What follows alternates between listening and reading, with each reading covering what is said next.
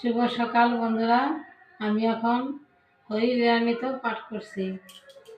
তাহা আমি লিখি নাই, ধ্যানে তো নাই পাই, তুমি তাহা লিখো অবশেষে।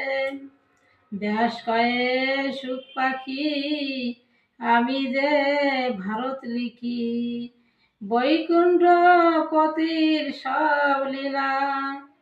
বাসুদেব যদুবংশ,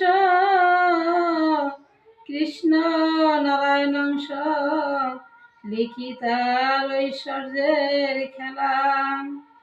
লিখিবারে তার মর্ম ব্যাখ্যা করিয়াছি ব্রহ্ম, স্বয়ং কৃষ্ণ মাধুর্যের সার।